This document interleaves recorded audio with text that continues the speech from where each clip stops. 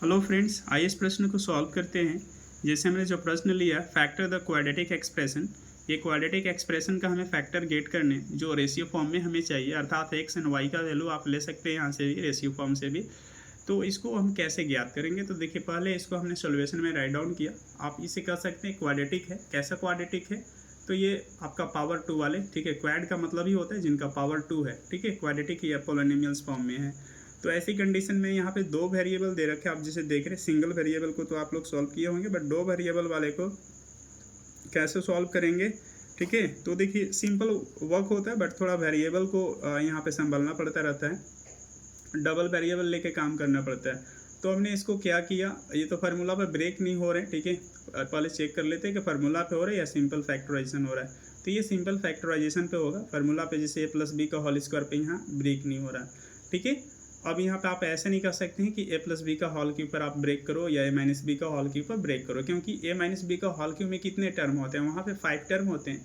a plus B का whole square में 3 term होता है। इसलिए हम पॉसिबिलिटी ले सकते हैं, संभावना जता सकते हैं कि हो सकता है शायद a प्लस बी का होल स्क्वायर पर ब्रेक हो, क्योंकि सारे प्लस में है। तो a प्लस बी का होल स्क्वायर, अगर एक भी टर्म माइनस में रहता तो हम कहते हैं a माइनस बी का होल स्क्वायर पर ब्रेक कर लेते, ठीक है। तो ऐसी कंडीशन में ऐसे हम सोचते हैं, ठीक है। बट यहाँ पे कोई फार्मूला पे बेस्ट नहीं है, आप इसे डायरेक्ट है मिडिल टर्म को ब्रेक कर लीजिए, स्प्लिट कर लीजिए प्रथम एंड लास्ट को मल्टीप्लाई करके, जैसे 3x स्क्वायर वाई स्क्वायर आएगा। तो आप इसका फैक्टर इस तरह से राइट कर सकते हैं, +1xy प्लस 3xy। फिर देखिए मल्टीप्लाई कीजिएगा तो +3x स्क्वायर वाई स्क्वायर आ जाएगा, जो फर्स्ट एंड लास्ट को मल्टीप्लाई प्रोडक्ट गेट किया आपने। आप इसे ऐड करेंगे फैक्टर रूप में तो +4xy भी आ जा रहा है, तो काम मेरा बन जा रहा है। अब इसको कॉमन ले लीजिए x का, तो x प्लस वाई बचेंगे, यहाँ से 3xy है, ठीक है। तो 3y का कॉमन लीजिएगा तो x प्लस अगेन y बचा, क्योंकि डबल y था तो एक सिंगल y बचेगा पावर के फॉर्म में। अगेन जैसे देखिए कॉमन फिर हो रहा है x प्लस वाई का, तो x प्लस वाई कॉमन ले लीजिए तो x प्लस 3y, ठीक है, equal 0। Now x plus Y equal 0, तो x इक्वल माइनस वाई राइट कर सकते हैं, तो x is to Y equal -1:1, ठीक है। इसका एक पॉसिबिलिटी होगा। और यहाँ पे आप फाइनल जो है एक और आंसर ले सकते हैं, x इज टू वाई का 0,0 ले सकते हैं, ठीक है, क्योंकि 0,0 ऐसी कंडीशन स्थिति में जब रेशियो गेट करते हैं सिंगल इक्वेशन का, तो हम x 0:0 ले सकते हैं। आप देख लेंगे कि हमारा कंडीशन क्या है क्वेश्चन का, ठीक है। यहाँ 0:0 भी आ सकता है। कैसे आ सकता है मैं अभी बताऊंगा, ठीक है।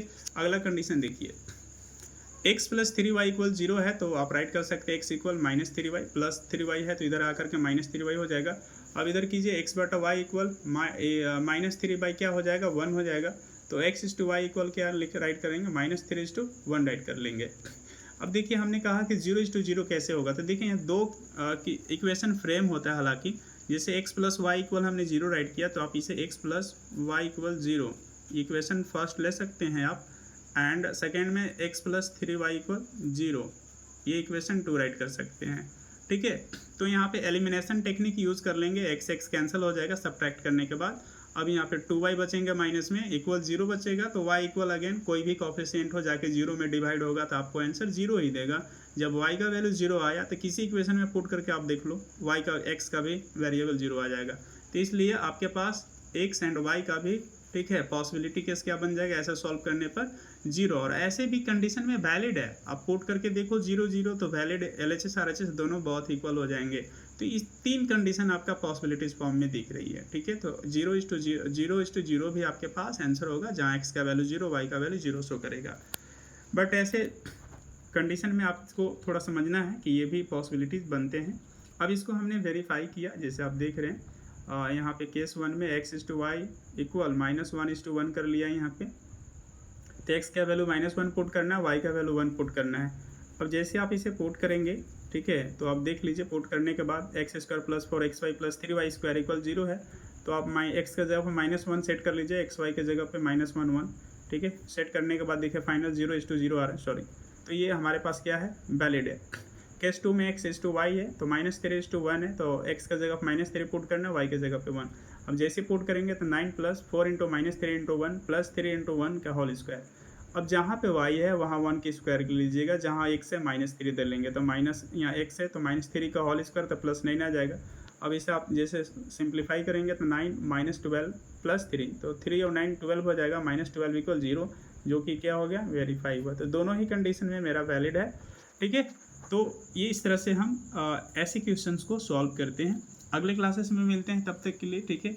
और लाइक और शेयर सब्सक्राइब कीजिए और कमेंट करके बताइए कैसा ये सॉल्यूशंस लगा, ठीक है। तब तक के लिए जय हिंद जय भारत।